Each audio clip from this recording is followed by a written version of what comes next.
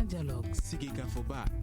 Edouani wa Makaran. Le Grand Dialogue de l'émission de débat du Studio Tamani sur votre radio. Chenni Beri. Halud Maudi. Chenni Beri. Sigika Foba. Le Grand Dialogue. Bonsoir et bienvenue au Grand Dialogue. Ce soir, nous allons parler de la corruption au Mali. Ce phénomène prend de l'ampleur dans la société malienne depuis un certain temps. Malgré quelques mesures pour lutter contre la corruption, elle persiste au sein de la société. Nos invités sur ce plateau, Souleymane Dembélé, président de la coalition des organisations de la société civile pour la lutte contre la corruption au Mali, Dr Modibo Maoumakalou, ancien conseiller aux affaires économiques à la présidence et économiste, Maître Amadou Thiaoulé Diarra, avocat. Je suis Fatmata Togola. Le Grand Dialogue. Les récentes déclarations du président du patronat ont relancé les débats sur la corruption au Mali. Nous ouvrons les débats avec vous, Maître Diarra. Dites-nous, que faut-il comprendre à travers cette déclaration? Sinon que... Merci, mademoiselle Togola. Simplement, c'est un vieux débat. Un vieux débat ressuscité.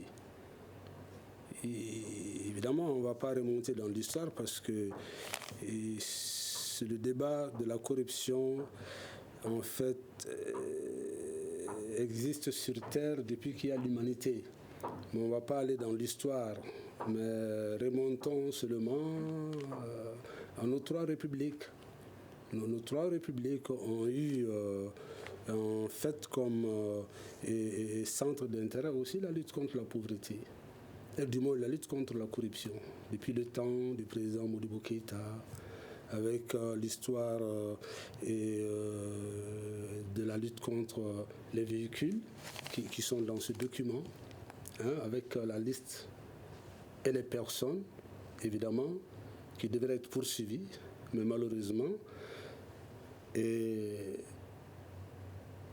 si vous voulez, la République a été vaincue parce qu'il y a eu la chute. Alors, nous en tirons les bilans. Deuxième République, qu'est-ce qui s'est passé? Il y a eu des instruments et le président Konaré a été le champion des mécanismes et des institutions. Mais pour autant, ça n'a pas diminué en fait la corruption parce que la Banque mondiale a dénoncé l'existence de 21 nouveaux milliardaires à cette époque-là. Comprenez? Ce n'est pas une invention. Alors, qu'est-ce qui s'est passé sous le régime du président ATT? Je crois comprendre que c'était dans la préoccupation du régime, dans la mesure où il y a eu les états généraux de la corruption, et ces états généraux de la corruption, évidemment, ont eu leur occasion dans l'organisation de ce qu'on appelle la concertation, les concertations régionales. Donc, ce qui veut dire que c'est un phénomène que le président du patronat vient à dénoncer. C'est une situation de fait qui a existé au Mali, qui existe. Et maintenant, comment est-ce qu'il faut faire maintenant pour régler cette question? D'accord, monsieur Diarra. Alors, monsieur Makalou, monsieur Maître Diarra nous parle de vieux débats ressuscités. Qu'en dites-vous? Bonsoir madame et bonsoir à tous ceux et à toutes celles qui nous regardent. Merci de m'avoir invité et de me donner la parole sur cet important sujet. Vous n'êtes pas sans savoir que tous les présidents élus, comme Maître Diarra l'a dit, tous les présidents de l'indépendance à nos jours ont mené cette lutte contre la corruption. Mais si nous remontons aux 10 dernières années, parce que plus ou moins je me remémore très bien ce qui s'est passé ces 10 dernières années, en novembre 2008, il y a eu les états généraux de la corruption, sur la corruption et la délinquance financière, qui ont abouti sur un plan d'action national 2009, sur la période 2009 à 2013. Et dans ce plan d'action, vous aviez à peu près 89 objectifs spécifiques et 104 recommandations. Et après cela, en 2014, janvier 2014 plus spécifiquement, il y a eu un forum encore sur la corruption et la délinquance financière qui a permis d'aboutir à l'élaboration d'un plan d'action national encore sur la corruption et la délinquance financière sur la période 2014-2018. La question que je me pose, c'est la problématique de l'État, de la gouvernance et de la citoyenneté. C'est-à-dire, en fait, comment l'État prend en charge cette question. Parce que si nous définissons la corruption elle-même, qu'est-ce que, à mon entendement, cela veut dire que vous occupez un poste dans l'administration, au sein de l'administration d'État, centrale ou locale, ou une institution, service, etc., et que vous utilisez cette fonction pour obtenir un avantage indu. C'est-à-dire que vous monnayez la fonction de service public que vous devez faire pour le compte de l'État contre un avantage. Donc, c'est un vieux phénomène, mais bon, c'est la gouvernance, la bonne gouvernance qui peut permettre de disséquer, de séparer, de tracer une ligne entre les intérêts publics et les intérêts privés. D'accord. Alors, Monsieur Dambélé, on vient d'entendre quelques historiques de ce phénomène dans notre société. Comment se manifeste-t-elle au Mali? Oui. D'abord, je commencerai par donner bonjour aux auditeurs qui nous écoutent. Et la manifestation de la corruption qui est à plusieurs niveaux. Souvent, comme il vient de le dire, ça se manifeste au niveau des statuts. Nous occupons un poste et nous mettons à profit pour tirer les avantages induits. Et aussi, c'est tirer les avantages des situations ou encore par des trafics d'influence ou par des conclusions et tant d'autres. Il y a plusieurs façons de manifestation de la corruption où l'on se trouve du niveau du corrupteur ou du corrompu. Mais dans ce cas, quelles sont les couches les plus touchées au Mali? Oui, les couches les plus touchées, c'est vraiment les citoyens à faible revenu qui en pâtissent.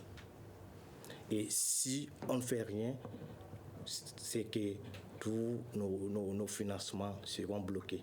Il n'y a plus de financement des services sociaux de base, de l'éducation, de la santé, de l'eau, en tant qu'il y a ce phénomène qui prend de l'ampleur chez nous au Mali.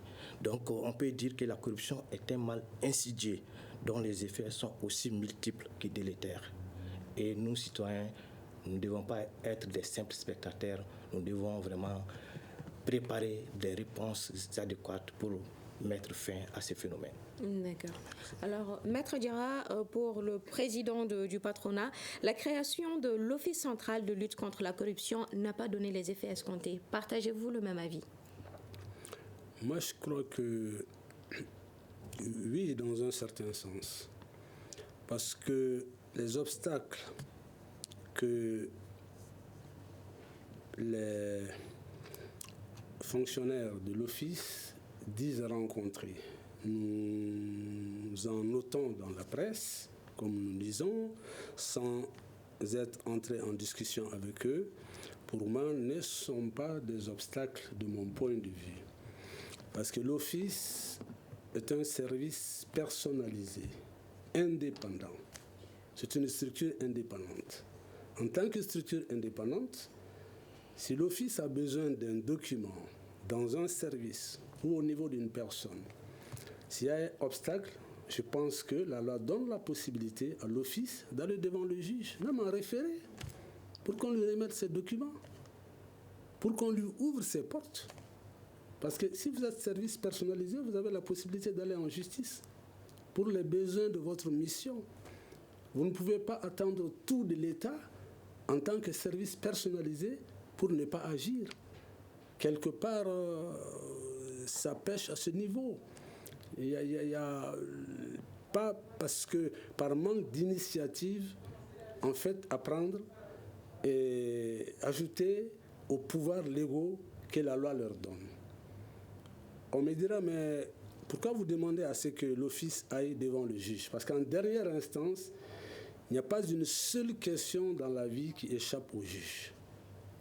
Dès qu'il y a des difficultés, nous avons notre code de procédure pénale qui dit que, eh bien, toute personne, physique ou morale, a la possibilité devant le juge, que ce soit des questions imminentes, des questions en fait urgentes, des questions qui portent préjudice, on peut aller devant le juge des référés qui lève l'obstacle, en tout cas au profit de la personne qui requiert ça. Alors si nous nous basons en tout cas sur ces possibilités, nous disons simplement que l'Office, aussi bien que les différents services d'investigation ou de lutte contre la pauvreté, paraissent comme des parures. C'est des parures. La beauté d'une femme, ce sont ses parures. Donc la beauté de la République, c'est certains instruments aussi que l'étranger lit, et quand l'étranger lit ça, pense que, eh bien, donne-moi tes institutions, je dirais où vous en êtes. Mais la réalité, c'est autre chose quand on va sur le terrain. D'accord. Alors, monsieur Dambélé, vous voudrez réagir? Oui. Allez-y. Je ne partage pas totalement cet avis, étant donné que l'OCLEI, l'Office, n'est pas un organe de répression. Ils sont là quand même pour la prévention, mais aller jusqu'à la répression, non. J'ai participé à l'évaluation interne des organisations des Nations Unies pour la lutte contre la corruption. Et au Mali, on a évalué, on était avec tous les organes et toutes les institutions, y compris la justice, le ministère des Finances, toutes les institutions. Et on a vraiment fait ce constat. Il y a cette cour qui n'est pas opérationnelle, qui limite vraiment les différentes poursuites, qui est la Cour des comptes. On a une section des comptes ici. Et les autres organes, tels que le bureau du vérificateur, tels que le pôle économique et autres, là, ils sont en train de travailler, mais ils sont limités. Parce que ce n'est pas des organes directement de répression. Mais qu'est-ce qui explique cela, vu qu'ils sont limités? Sont limités parce que, je parle sous le contrôle des maîtres, ils sont obligés de transmettre les dossiers à la justice. Et la justice aussi, souvent disent qu'ils ont des problèmes de ressources humaines. Et aussi, de l'autre côté, c'est la Cour des comptes qui fait défaut. Donc, réellement, ça n'engage que moi. Je dis qu'ils n'ont pas compétence à aller jusqu'à la répression. Donc, c'est ce qui limite souvent ces organes dans leurs tâches quotidiennes. D'accord. Alors, M. Makalou, oui, allez-y. Oui, en fait, moi, j'aimerais qu'on revienne un peu aux fondamentaux, parce que c'est la séparation des pouvoirs. L'État, quelles sont les fonctions de l'État? L'État, nous venons de le dire, c'est l'ensemble des institutions et des services qui permettent de gouverner et d'administrer un territoire ou un pays. Mais si vous n'avez pas l'équilibre et la séparation des pouvoirs, vous avez un problème. C'est Montesquieu qui disait que pour empêcher qu'on abuse du pouvoir, il faut que par la disposition des choses, le pouvoir puisse arrêter le pouvoir. Si nous examinons l'organisation même de l'État, vous avez le pouvoir législatif qui est, à travers les assemblées représentatives, édicte les règles, les lois. Vous avez le pouvoir exécutif, dans le cas d'espèce, le gouvernement, qui exécute les lois, les règles. Et vous avez le pouvoir judiciaire, à travers les juridictions, qui tranche par rapport aux lois, qui tranche.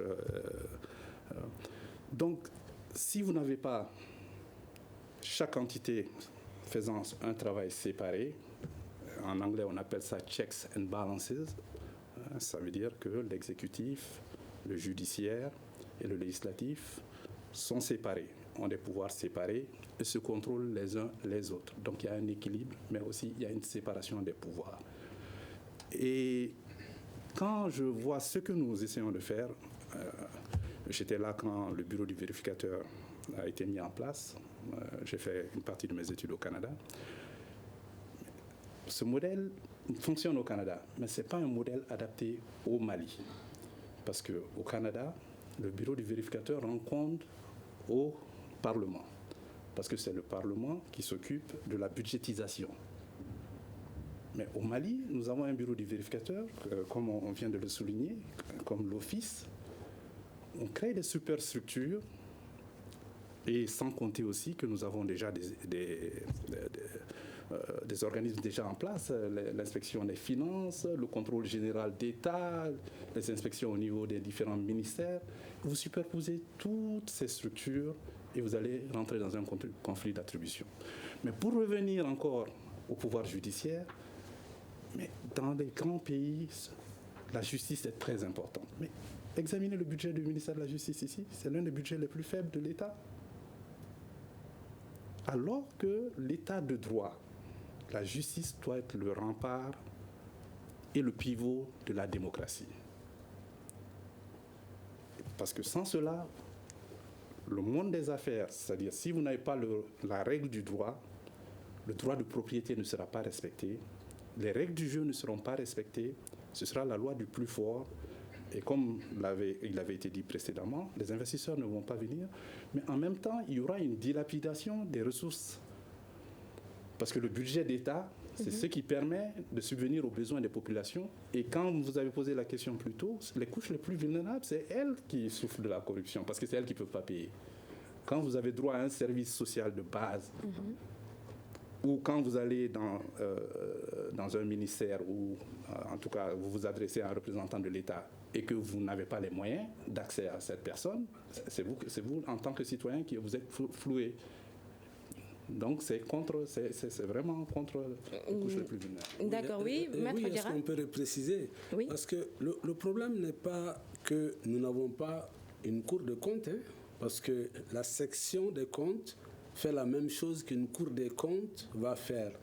C'est simplement une question de changement de dénomination.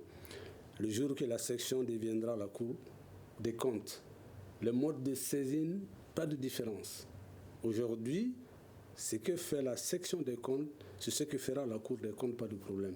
Moi, mon problème, ce n'est pas de dire que l'Office ne sanctionne pas. Mais quand l'Office fait des investigations, l'Office peut être limité par le refus de lui communiquer certaines pièces. Maintenant, comment l'Office doit se comporter pour qu'on lui remette ces pièces-là, pour ces investigations? Et c'est là où j'ai dit l'Office en tant qu'organisme personnalisé, l'Office a la possibilité d'ester devant la justice pour dire et condamner tel service à me remettre tel document. Ça, c'est un b.a.-ba, ils le savent, il y a des magistrats parmi eux. Hein. Ils savent que quand ils sont butés à des difficultés, ils doivent aller devant le juge pour dire, bon, maintenant, s'il n'y a pas ça, c'est une nouvelle, si vous voulez, c'est une initiative. Peut-être qu'on propose, mais pas qu'ils ne savent pas, parce que c'est les intellectuels comme nous, qui savent que, parfaitement, quand vous allez devant un service, on vous ferme les portes, mais vous avez la possibilité d'ouvrir ou de faire ouvrir la porte en allant devant le juge qui vous autorise et qui vont les enjoindre à vous remettre les pièces, en fait, comptables là. Maintenant, la question que vous posez, moi je sais que la question de la lutte, c'est à une échelle macroéconomique, comme on dit, aussi à une échelle vraiment micro également, comme les économistes aiment le dire, quoi. Mais est-ce que vous pouvez mieux nous expliquer cela? Parce qu'en termes... Parce que moi, je sais que dans un pays, on ne peut pas lutter contre la corruption de façon anarchique. Si vous voulez lutter contre la corruption, ce n'est pas à tous les niveaux. Vous prenez des secteurs. Je pense qu'il y a un problème de méthode aussi qui manque, il faut le dire. Nous sommes à la télé ou, je ne sais pas, à la radio, c'est diffusé. Il y a un problème de méthode qui est posé. Parce qu'on ne peut pas vraiment s'occuper de tous les secteurs. Il y a des secteurs, on assainit secteur par secteur. Mais quand on veut assainir secteur par secteur, mais vous ne prenez pas, par exemple, les secteurs les plus faibles. Sinon, les gens vont vous dire non, mais vous dirigez vers les menus frétins, alors que vous commencez par les gros, les plus gros cadres ou les plus gros fonctionnaires de l'État. J'aurais été à cette place-là, j'aurais commencé par certains anciens ministres. Et on remonte aux ministres qui sont en fonction. Et là, en ce moment, les gens sauront que vous êtes au sérieux. Mais quand on fait des investigations pour toucher certaines personnes, là, ça ne va pas. C'est ça la question de fond. Alors, M. Dambélé, êtes-vous d'accord avec la méthodologie exposée par Maître Diarra? Oui, je suis d'accord parce qu'on a tendance vraiment à voiler cette lutte et qui ne va pas quand même sans sanction. Au Mali, c'est l'impunité. Mais est-ce qu'on peut parler de sanctions réellement au Mali? Mais face à cette situation? il faut aller vers ça. Et je vous dis les différents... Il faut aller vers ça, mais est-ce que présentement il y a des sanctions contre ça? Bon, vu qu'on a beaucoup de structures, il y a des rapports qui ont été déposés, il y a des enquêtes. J'allais en venir, il y a des rapports qui restent sans suite. Donc, nous devons plus que jamais nous mobiliser à influencer les décideurs pour que les sanctions tombent. Et on s'occupe souvent de la petite corruption avec les raquettes policières et autres, alors qu'il y a plus de corruption au niveau supérieur. Il faut voir les passations des marchés. Hein? Il y a le pays perd combien de milliards dans ces trucs-là. Hein? Même à l'évaluation interne avec l'OCLI, l'Office, j'ai mis un accent particulier sur ça. On voulait passer sous silence. Non, mettons un accent particulier sur ce niveau-là. C'est là où le patronat se plaint de plus. Parce qu'il y a des personnes mieux indiquées pour vraiment distribuer les marchés au Mali. Nous devons commencer à lutter contre ces phénomènes au niveau des passations. Donc si je comprends bien, les bonnes personnes à la bonne place. Bien sûr, bien sûr. Et il faut voir même au niveau des ministères où on se bat pour devenir DFM. Pourquoi faire? C'est toujours les marchés et autres. Donc nous devons vraiment nous occuper d'aller de façon rationnelle, cibler vraiment des secteurs, commencer à lutter efficacement contre la corruption dans ces différents niveaux-là, surtout les niveaux sectoriels, éducation, santé, les ministères et autres, aller à l'évaluation, à l'audit et vraiment taper fort pour mettre fin à ces phénomènes. Et la société civile, la coalition est plus que jamais engagée dans ce sens. Oui. Merci. Alors, M. Makalou, est-ce que vous pouvez nous dire quel impact cette situation peut avoir sur l'économie du pays? Mais ça peut avoir un impact néfaste sur l'économie. Si je puis m'exprimer par rapport à ce que j'ai personnellement vécu, c'est en 2004 que Transparency International a commencé à classer le Mali. Vous allez voir, les classements avant 2004, le Mali n'était pas sur la liste, sur l'indice de perception de la corruption de Transparency. Et en 2004, nous étions à la 77e place sur 145 pays. Et nous étions au même niveau que le Maroc, le Bénin, la Turquie et puis l'Égypte. Mais j'ai regardé le dernier indice 2018, parce que chaque année, on a reculé. Chaque année, le Mali a reculé sur l'indice. C'est-à-dire qu'on n'a pas fait de progrès, on a reculé. Et le dernier indice, on était, je crois, à 120e, sur 168, quelque chose comme ça. Donc, pour vous dire que nous ne sommes pas en train de progresser par rapport à la lutte contre la corruption. Parce qu'il y a une déperdition de ressources. Vous voyez, le budget national, l'État se doit d'être crédible pour promouvoir et entreprendre les actions d'intérêt collectif. Qu'est-ce que cela veut dire? Les services sociaux de base, la défense, la sécurité, l'assainissement, etc., etc. Mais si le budget de l'État n'est pas utilisé de manière optimale, ça pose des problèmes. Ça veut dire qu'il y a certains citoyens qui ne vont pas bénéficier des services auxquels ils ont droit. Alors que la Constitution dit que tous les citoyens naissent égaux. Mais est-ce que l'État est le seul à être blâmé dans ce cas? Moi, je pense que l'État n'est pas le seul à blâmer, mais l'État est le catalyseur. L'État est la puissance publique. C'est l'État qui doit promouvoir, c'est l'État qui doit donner le bon exemple. Parce que quand l'État lui-même Donc vous direz que l'État ne donne pas le bon exemple dans cette lutte contre la corruption? Bien sûr que non. Bien sûr que non. Tous les rapports dont nous parlons aujourd'hui, tous les exemples dont nous entendons parler tous les jours, où il n'y a pas de démenti, c'est-à-dire la corruption se nourrit du pouvoir discrétionnaire, du manque de responsabilité, du manque de redevabilité et du manque de reddition des comptes. Moi, j'ai travaillé dans un petit projet. Nous avions une petite caisse, 500 000 francs. Mais à tout moment, le contrôle pouvait se faire pour voir si la petite caisse était en place. Mais ce n'est pas parce qu'on est vertueux par soi-même que...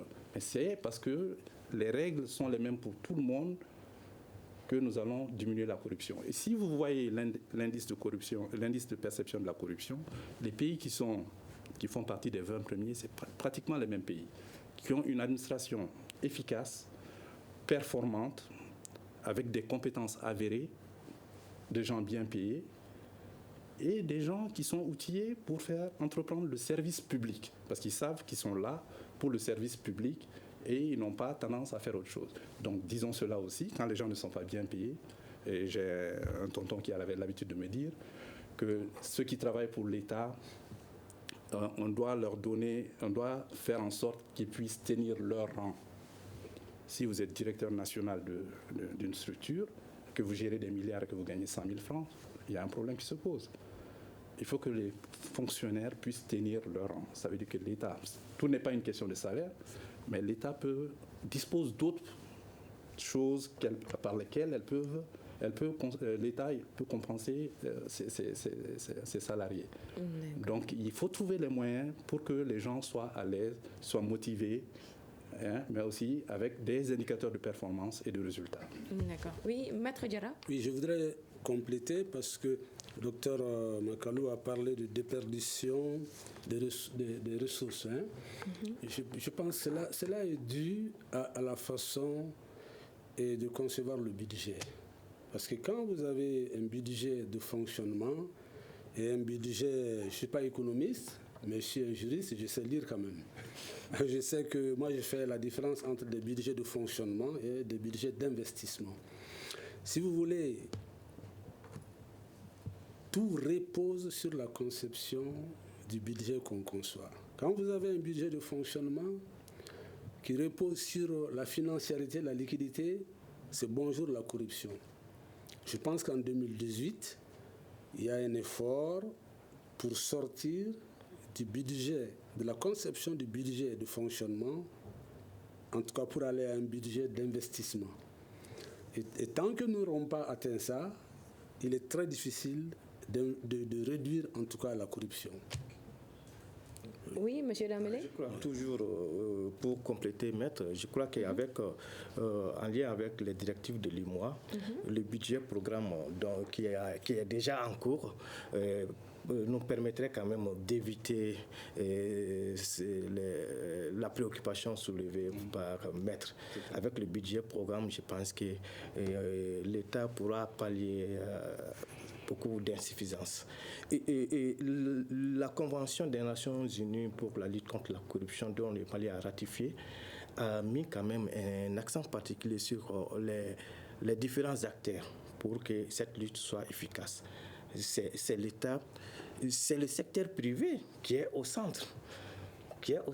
Parce qu'on dit d'autre côté, il n'y a pas de corruption sans corrupteur. Et qu'ils soient de l'un ou de l'autre côté, du niveau des corrompus ou bien des corrupteurs.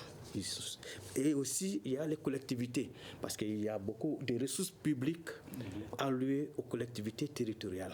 Et chez nous, au sein de la coalition, nous avons mis quand même des comités de contrôle citoyen de l'action publique qui sont au niveau des 3 régions pour le moment pour expérimenter et qui sont en train vraiment de suivre les investissements publics au niveau de ces collectivités. Et réellement, ils sont en train de faire tache d'huile. Et c'est là que vraiment la Banque mondiale même a sollicité la coalition pour qu'il l'aide à répliquer cette expérience dans la région de Koulikoro. Nous sommes à Sikasso, Tombouctou et Mopti. Et c'est ces citoyens formés qui s'engagent pour le suivi vraiment des investissements publics. Et ils ont commencé quand même à expérimenter le budget programme dans la région de Sikasso. D'accord. Oui, Oui. pour revenir à ce que vous aviez dit, l'État, y compris ses démembrements, est le premier acheteur et le premier vendeur. Donc pour revenir à la corruption, le budget d'État, et quel que soit le secteur d'affaires, c'est l'État qui s'occupe du cadre des affaires. Hein, c'est l'État qui s'occupe de l'environnement des affaires. Donc l'État a un rôle prépondérant, en tout cas pour réprimer ou en tout cas décourager la corruption ou en tout cas y mettre fin. Comme M. Dambélé vient de le dire, en fait, il y a le budget programme qui est une directive de l'Union économique et monétaire ouest-africaine. Ce sont les 8 pays qui ont en partage le franc CFA. Et ces directives doivent s'appliquer dans tous les pays. Le Mali est même déjà en retard. En Conseil des ministres, la question avait été posée déjà il y a 3 ans, je pense, parce que ça devait être mis en place, mais la préparation n'avait pas été faite en amont. Et donc, le ministre des Finances à l'époque s'est donné le temps de s'organiser en fonction de tout cela. Mais pour vous dire, en fait, le secteur privé est embryonnaire au Mali. Si vous voyez la structure de notre économie, 40% est composé du secteur primaire, c'est-à-dire l'agriculture, l'élevage, la pêche, etc., les services de cueillette. Et vous avez 20% pour les industries et vous avez 40% pour les services. Mais ces services, en général, c'est les télécoms, les transports, les nouvelles technologies de l'information et de la culture. Mais les multinationales jouent un rôle très important à ce niveau. Parce que le problème se pose surtout au niveau de la mobilisation des ressources internes. On parle beaucoup de corruption, mais on parle très peu de flux illicites.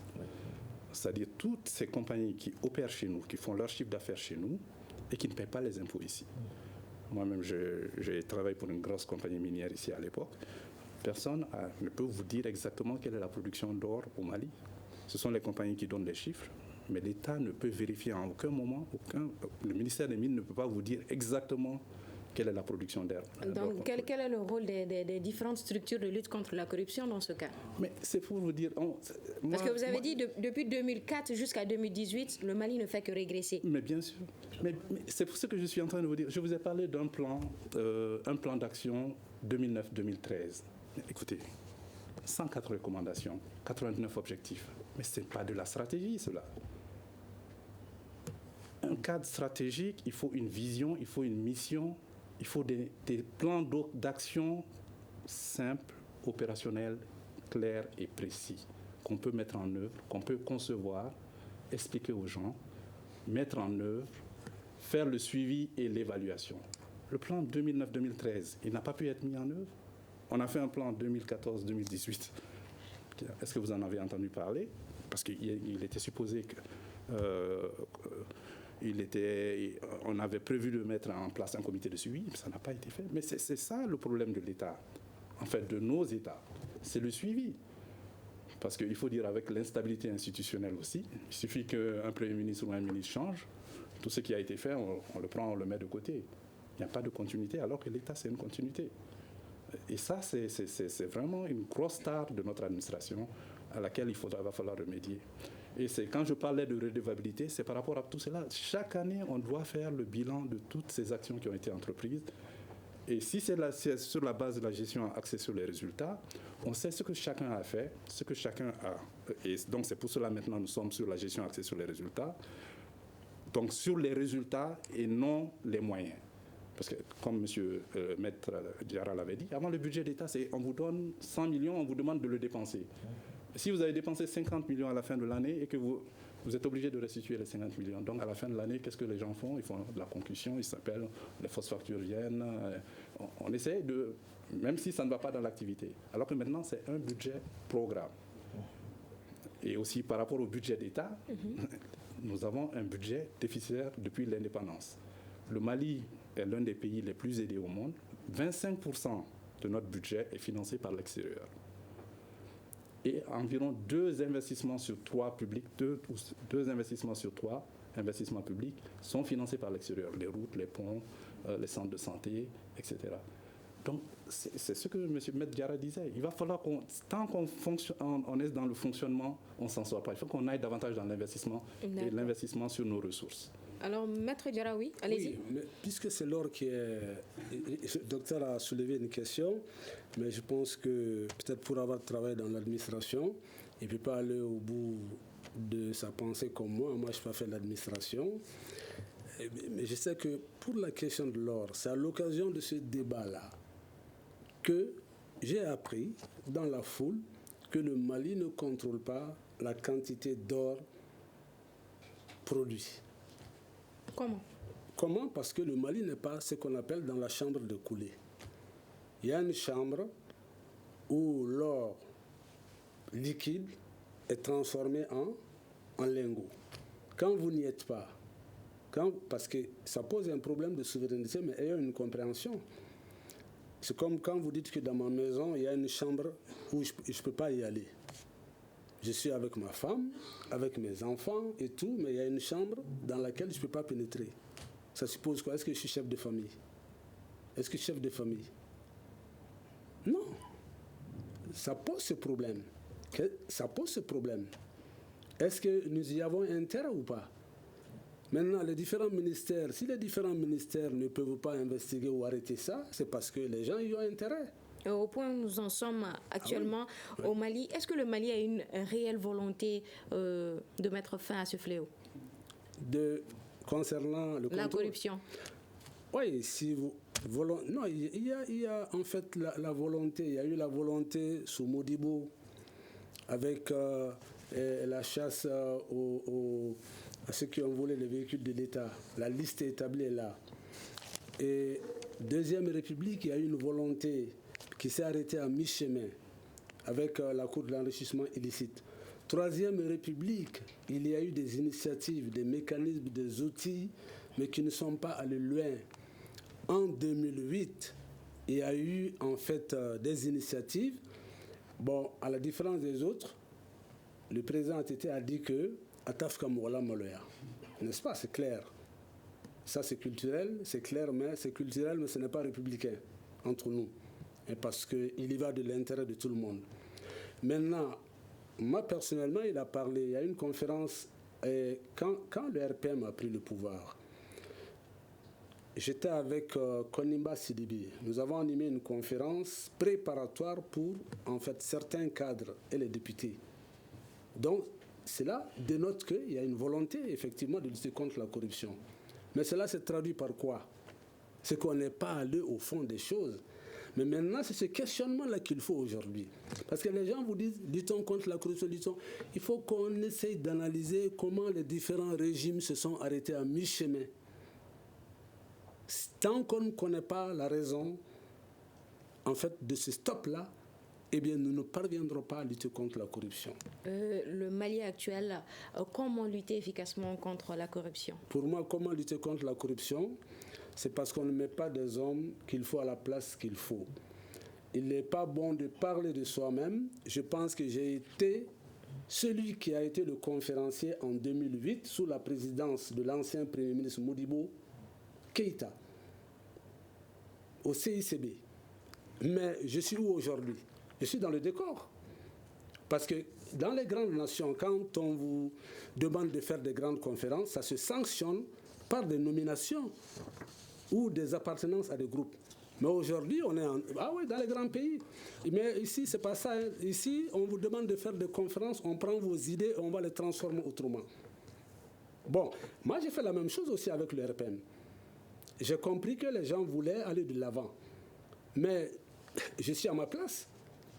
À l'office, je ne prétends pas être le président, mais je peux être un membre pour mon combat contre la corruption. Pas caché, mais de combat visible. Et pour des choses que je sais. Mais au Mali, on ne met pas des gens à la place qu'il faut. On préfère vous écouter et ensuite on vous met de côté en disant que c'est quelqu'un, bon, vraiment, si on le met là-bas, bon, on ne sait pas, ça c'est quoi? On dit, tiens, il est en tas sondo parce que moi, je dois donner ta boratan. C'est comme ça. Donc, pour qu'on lutte contre la corruption, il ne faut pas qu'on ait peur. Parce que la lutte contre la corruption, finalement, c'est de remettre l'État. Parce que ceux qui profitent à moi seul, qui ne profite pas à 1 million de personnes, je crois qu'il faut se l'interdire, parce que nous devons nous battre effectivement pour que l'État soit un État bien assis, pour que la nation soit une nation bien assise. D'accord. Monsieur Dambélé, en termes de solutions? Bon, je parlerai d'abord sur les initiatives en place. Il a parlé des multinationales qui sont là à rafler tous les marchés, tout, et qui ont des avantages avec les exonérations. Et je pense présentement le ministère est en train vraiment de rationaliser l'octroi de ces exos-là. Et eux aussi, avec la mise en place du ministère de la réforme de l'administration et de la vie publique, transparence et de la vie publique, je pense, et j'étais à une autre rencontre d'échange sur la création d'une agence dédiée à la lutte contre la corruption. Et avec la complémentarité aussi des différents organes de contrôle, les initiatives sont là. Et notre coalition est en train quand même de tout faire pour influencer l'État à prendre des dispositions. Et pour lutter efficacement comme ça, il faut vraiment valoriser ces différents rapports qui sont produits par ces organes de contrôle, dont le bureau de vérificateurs, CASCA, pôle économique. Il faut essayer vraiment de sanctionner. Il ne s'agit pas seulement vraiment que ces personnes tentent de rembourser et qu'on les nomme à d'autres postes. C'est encourager la corruption. Mais il faut vraiment aller au-delà de l'impunité. Ça ne peut pas marcher. Et mettre vraiment les personnes à la place qu'il faut. Merci. D'accord. Monsieur Makalou? Oui, il ne faut pas que nous prenions les effets pour les causes. Qu'est-ce qui cause la corruption? Ce que nous voyons aujourd'hui, ce sont les scandales, c'est ce qui a été dit ici, contre ce qui apparaît dans les journaux, ce qu'on entend sur les réseaux sociaux. Mais la corruption est intimement liée à la malgouvernance. Et j'avais expliqué un peu plus tôt que la gouvernance, c'est la manière d'administrer et de gouverner un territoire. Mais pour cela, il y a un certain nombre de choses. Nous parlons des compétences, c'est-à-dire la qualité des ressources humaines. Maître Diarra l'a expliqué. C'est rare dans nos pays, ce n'est pas le Mali seul, qu'on prenne les gens sur la base de leur profil. C'est Madame de Maintenant qui dit, chaque fois que vous nommez quelqu'un que vous connaissez, pensez à quelqu'un que vous ne connaissez pas et qui est capable. Mais ici, si vous n'êtes pas dans un circuit fermé, introduit par quelqu'un ou parrainé par quelqu'un, on ne regarde même pas le profil. Donc, la qualité des ressources, la qualité des institutions, des services. Mais aussi, j'avais parlé du pouvoir discrétionnaire de ceux qui travaillent pour l'État. Parce que nous avons hérité de l'État jacobin, l'administration centrale française, où c'est le pouvoir discrétionnaire. L'administrateur, tout est discrétionnaire. Personne ne doit être au courant des choses qui concernent le service public. Ce qui n'est pas, l'État a beaucoup évolué maintenant. Nous sommes dans les réseaux sociaux, nous sommes dans la dématérialisation des procédures administratives, etc. Donc il faut que l'État s'adapte. Il faut que l'État s'adapte, il faut que l'État aille vers les citoyens, il faut que l'État aille vers le secteur privé. Mais surtout, je pense que la grande cause de la corruption, pour laquelle il faut trouver un remède, c'est la réglementation complexe. Vous prenez le code des impôts. Vous prenez le code des impôts, vous prenez le code des douanes, mais c'est indéchiffrable. Donc quand c'est indéchiffrable, vous ne savez pas ce que vous devez payer. Et vous vous en remettez à celui qui est votre interlocuteur. Il faut que la réglementation soit simple, claire et précise, que chacun puisse comprendre.